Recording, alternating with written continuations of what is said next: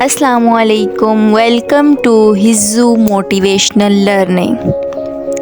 دوستو، لفظ وہ ہے جو کسی کو بھی تیکھے تیر سے بھی گہرے زخم دے سکتا ہے۔ لفظ وہ ہے جو کسی دکھی شخص کے لیے مرہم بھی بن سکتا ہے۔ لفظ وہ ہے جسے اگر سوچ سمجھ کے نہ بولا جائے تو یہ بڑی تباہی بھی مچا سکتا ہے۔ ان کے اندر بڑی طاقت ہوتی ہے۔ جیسے کسی نے کتنا سچ ہی کہا تھا کہ زخمی نہیں تھا میں کسی تیرو کمان سے، وہ لفظ بے رحم تھا جو نکلا زبان سے۔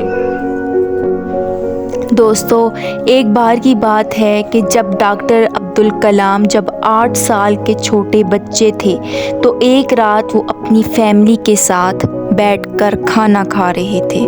تب ان کی نظر ان کے والد کی پلیٹ پر پڑ گئی۔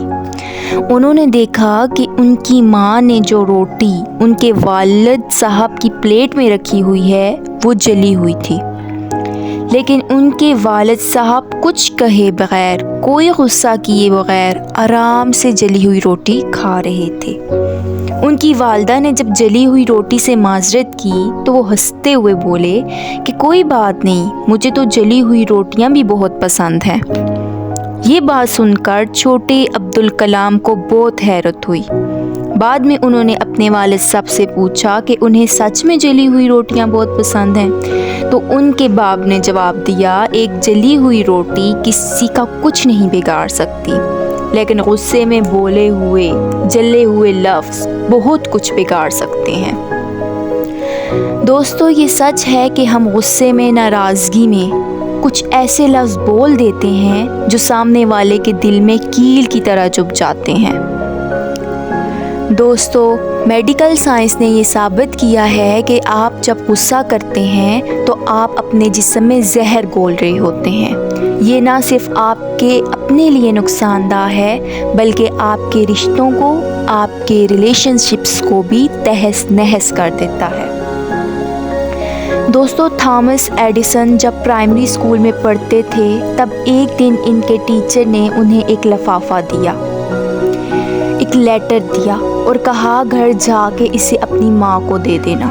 تھامس گھر پہنچے، اپنی ماں کو لفافہ دیتے ہوئے کہا، ٹیچر نے یہ آپ کے لیے بھیجا ہے۔ ماں نے لفافہ کھولا، اس میں جو کاغذ تھا اسے ہاتھ میں لے کر پڑھنے لگی۔ پڑھتے پڑھتے ان کی آنکھوں میں آنسو آ گئے۔ تھامس نے کہا، اس میں ایسا کیا لکھا ہوا ہے جس کو پڑھ کر آپ رونے لگی؟ ماں نے آنسو پونچھتے ہوئے کہا، اس میں لکھا ہے کہ آپ کا بیٹا بہت ہوشیار ہے، بہت ذہین ہے اور ہمارا اسکول چھوٹے درجے کا ہے، اس کے معیار کا نہیں ہے، ہمارے استاد اس کے لیول کے نہیں ہیں، اتنے پڑھے لکھے نہیں ہیں، ہمارا اسکول اس قابل نہیں ہے کہ آپ کے بیٹے کو پڑھا سکے، اس لیے مہربانی فرما کر اپنے بچے کو گھر ہی پڑھائیں یا اسے کسی اچھے اسکول میں داخل کروائیں۔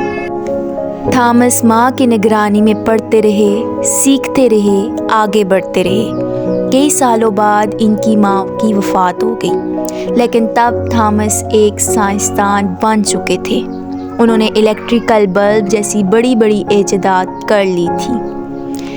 ایک دن تھامس فرصت کے وقت میں اپنی پرانی یادگار چیزوں کو دیکھ رہے تھے، تبھی اچانک ان کی نظر الماری کے کونے میں رکھے ایک پرانے لفافے پر پڑی۔ تھامس اسے کھول کر پڑھنے لگے۔ تھامس اس خط کو پہچان گئے تھے، یہ وہی خط تھا جو ان کی ٹیچر نے انہیں دیا تھا۔ اس خط کو پڑھ کر تھامس بڑے حیران ہوئے۔ اس خط میں لکھا تھا کہ آپ کا بچہ بہت کن ذہن ہے، بڑا نالائق ہے، یہ نہیں پڑھ سکتا، اس لیے ہم اسے اسکول سے نکال رہے ہیں، آپ اسے کوئی اور کام سکھائیں، آپ کا بچہ نہیں پڑھ سکتا۔ خط پڑھ کر تھامس 2 گھنٹے روتے رہے۔ دوستو، ان کہانیوں کے ذریعے میں یہ بتانا چاہتی ہوں کہ لفظوں میں بڑی طاقت ہوتی ہے۔ اس طاقت کو ہمیں سوچ سمجھ کر استعمال کرنا چاہیے۔ آپ کے لفظ کسی کے دل کو توڑ بھی سکتے ہیں اور کسی دکھی انسان کے زخموں پر مرہم بھی لگا سکتے ہیں۔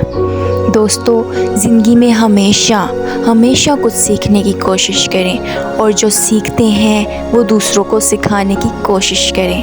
ہمیشہ لرن کریں۔